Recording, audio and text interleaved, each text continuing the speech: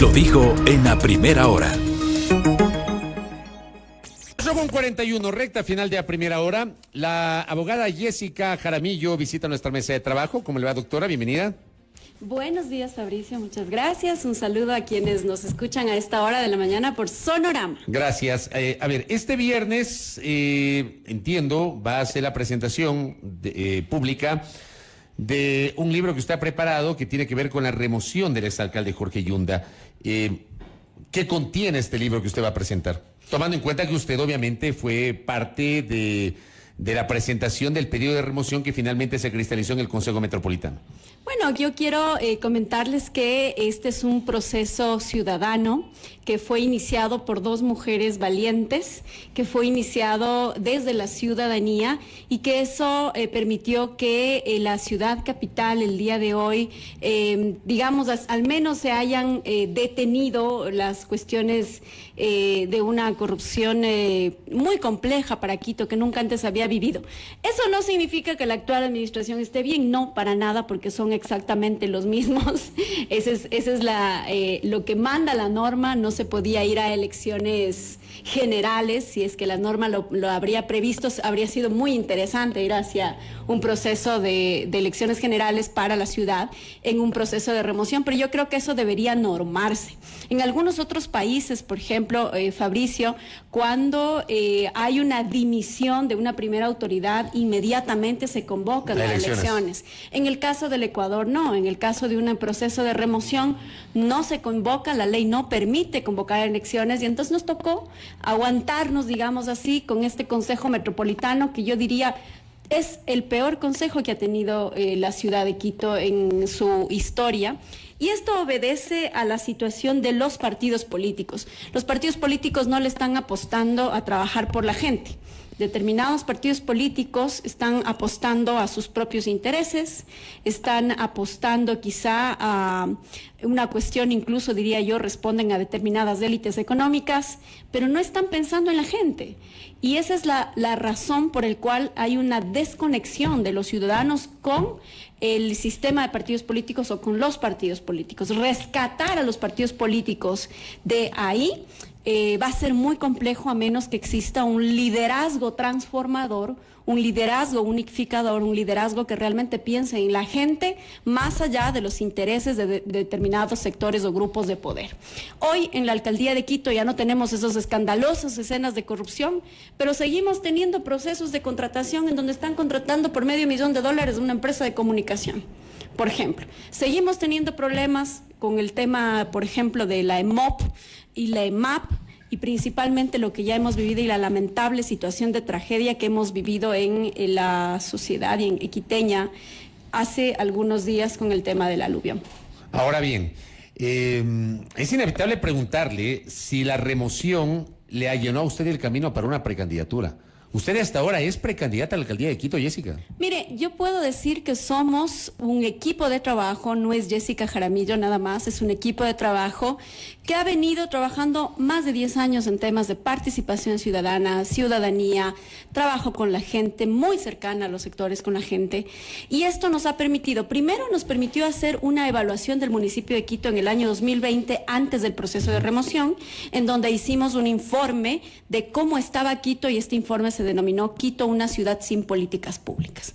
Para administrar una ciudad se requiere políticas públicas, se requieren herramientas técnicas, herramientas de políticas económicas, pero también de políticas de orden social, porque eso de que algún precandidato diga que va a limpiar Quito me parece una vergüenza ajena, porque además es no entender lo que significa la ciudad en términos de seres humanos. La ciudad está compuesta por seres humanos. Se refiere a lo que dijo esta mañana Patricio Alarcón. Pero es una vergüenza, perdóneme. ¿Él es precandidato? ¿Él está de precandidato? Entiendo que sí. Por lo tanto, es una vergüenza porque uno cuando es político y tiene micrófonos, o cuando es alguien que tiene un micrófono nada más en su mano por ser periodista o por ser alguien a quien se le entrevista y se requiere su opinión, debe tener responsabilidad al momento de emitir un criterio. Esa responsabilidad tiene como consecuencia la aceptación o no de la gente, de la ciudadanía. Nosotros nos hemos concentrado, después del proceso de remoción, que fue el accionar una herramienta de participación ciudadana, nos hemos concentrado en trabajar en el territorio. Yo llevo 6 meses recorriendo barrios de Quito, conversando con la gente. Hemos ejecutado un proyecto que se llama Ciudad Capital, que nos ha permitido levantar todas las necesidades de la ciudad, y para el mes de abril vamos a presentar ya la agenda de ciudad, que es el catálogo de soluciones para Quito. Pero lo está haciendo porque es precandidata, Jessica. Mire, creo que es importante hablar de varias precandidaturas. Jessica Jaramillo sí es precandidata a la alcaldía porque tenemos que asumir las personas honestas, transparentes y que queremos el bien de la ciudad y que no respondemos a ningún espacio de poder, ni económico ni de poder político. Podemos y debemos involucrarnos en el quehacer político. Si me hace eso precandidata, pues sí, soy precandidata. ¿Por qué razón? Porque alguien tiene que tomar el liderazgo de esta ciudad, y ese liderazgo tiene que ser un liderazgo equilibrado. Las mujeres en donde hemos estado hemos precisamente ayudado a colocar ese balance, ese equilibrio. El otro día reflexionábamos en un encuentro con varias mujeres y se decía, imagínense qué habría pasado si el señor Biden, el señor Putin, en lugar de ser estos países liderados por estos señores, habrían sido liderados por mujeres. A lo mejor la guerra no hubiera explotado en la forma en que lo ha hecho. Pero cuando ¿no? usted me dice, sí, soy precandidata, ¿qué otros precandidatos hay o con quiénes otros usted ha dialogado? Porque cuando hay precandidaturas hay la posibilidad de que alguien ceda en función de auspiciar una candidatura. ¿Usted ha dialogado con otros precandidatos? Claro, mire, nos invitaron a una reunión por parte de Participación Ciudadana, que se es dirigido por Rudy Hidalgo. En esta reunión de precandidatos, a mí me dio mucho pesar cuando escuchaba a varios precandidatos decir que ellos no tendrían problema en renunciar porque seguramente sabrán que no tendrán el voto popular. Entonces a uno le preocupa y dice, ¿cómo una persona que sabe que no va a tener votos, ¿no es cierto?, se postula para la precandidatura a la alcaldía? Nosotros, en cambio, tenemos ya una encuesta base, sabemos cómo estamos caminando de a poquito, y este es un trabajo que lo hemos realizado con tiempo, precisamente porque a Quito se lo conoce caminándolo. Yo soy del sur de Quito, viví muchísimos años, toda mi vida crecí en el sur de Quito y conozco bastante bien lo que significa también las necesidades de transporte público, de obra pública. Conozco bastante bien las necesidades que tiene la gente de tener un municipio que sea un municipio amplio, amigable, que sea amigo, por ejemplo, de quien quiere ponerse un negocio, que pueda este municipio dar una exención al menos de pago de impuestos durante el primer año, si es que yo quiero montar mi negocio. Esa es la forma real de activar esta reactivación económica que nosotros estamos solicitando y que no ha llegado para Quito. Quito es una ciudad que tiene el 30% de desempleo joven. Quito es una ciudad que tiene graves problemas de movilidad. Hoy que hemos regresado casi a la normalidad, nos damos cuenta que el tráfico en Quito es muy complejo y que el metro de Quito, que lo quieren inaugurar en diciembre del 2022, no va a solucionar más allá del 15% de la gente el problema de transporte. Fíjese, el día domingo estuvimos en el barrio Luz y Vida, que es de Calderón para allá, cerca de Pomasqui, ¿no?, más o menos a esta altura. Pero ahí me decían, doctora, acá no llega el metro.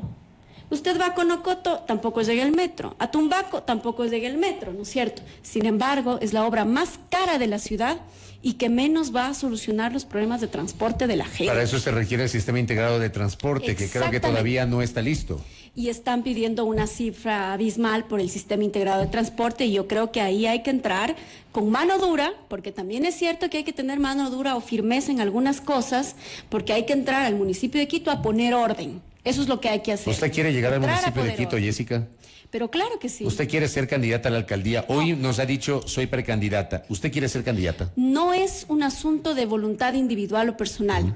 Aquí hay un equipo de trabajo, hay un grupo de gente que apuesta a un nuevo liderazgo. ¿Tienes aspiración? Más allá de ser una aspiración individual, es una aspiración de un equipo de trabajo que está pensando en una ciudad mejor, en una ciudad diferente, en un liderazgo equilibrado para que no existan estos extremos de los que ya hemos estado conversando y que tanto daño le han hecho al país. Si, por ejemplo, en función de un proyecto político macro, usted tiene que ceder, ¿está dispuesta a ceder esta precandidatura, Jessica? Yo les he dicho, y lo que dije en esa reunión de participación ciudadana fue lo siguiente. Es más, fui la única que dije, yo solamente me uniría a alguien que sé que es una persona honesta, transparente y que tiene buen trato con la gente. ¿Por qué razón, Fabricio? Porque ¿qué pasaría si el día de mañana todos nos juntamos, apostamos por alguien y va y le entrega a la empresa pública metropolitana de agua potable al amigo? Fregados, ¿no es cierto? Entonces, si yo encuentro a alguien con esas condiciones, que son las condiciones que yo tengo, de honestidad, de transparencia, de trabajo para la gente, de pensar en la gente, de no maltratar a la gente, que es lo más importante todavía, porque somos seres humanos y hay que aprender a convivir entre todos, tenga o no tenga poder, ¿no es cierto? Entonces, si es que encontramos esas condiciones en una sola persona, bueno, vamos a hacer un equipo todos. Pero es muy difícil, yo entiendo que habrán precandidatos que no pueden hablar de honestidad ni de transparencia, ¿no? Habrá que encontrar. Y en ese camino estamos, nosotros estamos construyendo para el futuro, queremos ver a esta ciudad con otro liderazgo, retomar el liderazgo político que ha tenido la ciudad de Quito, pero también hacer valer a las miles de mujeres que somos capaces, que somos preparadas, que tenemos formación y que, ¿por qué no?, podemos y tenemos la obligación moral de entrar a disputar los espacios políticos de poder y de decisión. Ese es nuestro reto y es nuestra misión, porque tenemos que abrir los espacios para las que vienen, que son nuestras hijas y nuestras nietas. Ahora, para ser candidato o candidata se requiere el paraguas de una organización política. Usted, entiendo, no está afiliada ni es adherente de ninguna organización política, ¿verdad? De ninguna, y estamos dialogando con varias. ¿Se puede saber con quiénes está hablando? En mejores condiciones con unas, en no tan buenas condiciones con otras, pero estamos dialogando. No me gustaría adelantar el nombre de la organización política, pero sí le podría decir que estamos dialogando precisamente para poder llegar a tener buenas condiciones para disputar este espacio que es la alcaldía de Quito. ¿Cuál es su orientación ideológica? ¿Por qué le hago esta pregunta? Yo la conocí a usted, si la memoria no me es infiel, año 2001 más o menos, y usted era más cercana al socialismo. ¿Usted sigue comulgando con esa corriente ideológica o, como decía Patricio Alarcón, a usted le asocian más con la izquierda? ¿Es así? Yo soy una mujer de izquierda, soy una socialdemócrata. Toda mi vida lo he sido y eso no tiene por qué cambiar. Soy feminista, respeto y he trabajado toda mi vida por los derechos de las mujeres y he defendido a víctimas de violencia. He tenido un proceso personal durísimo de recuperación de los procesos de violencia. Yo podría decirle que soy una luchadora y que nunca me doy por vencida, así tenga una montaña o una pared encima. Así que eso creo que es una ventaja en el mundo político, en donde obviamente el machismo impera, la misoginia impera. Pero entrar a disputar estos espacios nos va a dar grandes lecciones de vida, porque vamos a aprender a abrir esos espacios para las mujeres que estamos en esta carrera, y que seguramente a mí me gustaría que nuestras hijas y nuestras nietas, y les hablo ahora a las mujeres que nos están escuchando, puedan liderar una nación o puedan ser líderes mundiales. ¿Por qué no? Mire usted, por ejemplo, ¿qué ha pasado actualmente en los Estados Unidos? Por primera vez, Kamala Harris en 100 años asume una vicepresidencia de los Estados Unidos, en 100 años. En Francia tenemos a Anne Hidalgo, que pasó de ser alcaldesa de París a ser presidenciable del Partido Socialdemócrata en Francia. Y obviamente en Chile, una jovencita de 31 años, que nadie le daba absolutamente ningún espacio en las encuestas, terminó siendo la alcaldesa de Santiago de Chile, al igual que el presidente, ¿no?, con 37 años de edad. Entonces, si usted me pregunta a mí cuál es mi tendencia, yo soy una socialdemócrata convencida, tiendo mucho más a los equilibrios y me gusta muchísimo el trabajo por la gente. A eso me he dedicado con es mi fundación, que la tenemos ya algunos años, y además nos hemos dedicado sin espacio de poder alguno, porque le hemos demostrado a la ciudad que no hemos necesitado ni ser concejales ni tener ningún espacio político para hacer todo lo que hemos hecho. Si usted no es candidata a la alcaldía, podría, digamos, declinar esa candidatura en función de apoyar otra candidatura y, en todo caso, ser candidata a una concejalía? Siempre y cuando tengamos un proceso político de cambio y profunda transformación, y adicional con gente honesta y gente transparente. ¿Cree usted en las primarias? ¿Cree que debe haber primarias? No, en este país eso no funciona. Eso es una entelequia, porque ya conocemos cómo funcionan las famosas primarias en los partidos políticos. A lo que sí creo que hay que llamarle la atención a la Asamblea Nacional es que se necesita una profunda reforma en los partidos políticos, porque hay que entrar a democratizarlos. No se puede, no pueden los partidos políticos seguir siendo membretes electorales con dueño. Eso es lo que son actualmente. Entonces, los partidos políticos tienen que entrar a cambiar. Y si no se reforman los partidos políticos, la calidad de nuestra democracia va a descender, porque en ellos está, pues ellos son los que ponen los candidatos. Yo le diría, por ejemplo, actualmente, cómo está compuesto el Consejo Metropolitano. Ahí hay 5 fuerzas políticas y es el peor consejo de la historia que hemos tenido en la ciudad de Quito. Entonces, esas 5 fuerzas políticas son los responsables de haber puesto ahí a concejales que no fiscalizan, que deben salir de las empresas públicas, porque mantener a los concejales en los directorios de las empresas públicas es lo que hace que las empresas públicas sean botín político. Y eso es un error. Y eso queremos cambiar. O entregar administraciones zonales a concejales también. Pero claro, y eso ha sido tradicional en la ciudad de Quito. ¿Cómo es que un alcalde, para mantener la gobernabilidad, entrega a instituciones públicas, administraciones zonales, secretarías? Eso realmente es una vergüenza que hemos tenido que vivir los quiteños y que queremos cambiar. Jessica, en honor al tiempo, y me piden que le pregunte, hay un proyecto que quedó trunco, digamos, quedó avanzado, uno entendía que era así, me refiero al Estatuto Autonómico, entregaron un proyecto, el proyecto fue liderado por Fernando Carrión, lo entregó antes de renunciar, pero nunca más se volvió a hablar del Estatuto Autonómico. ¿Cómo ve usted esto? Hay 3 proyectos de Estatuto Autonómico.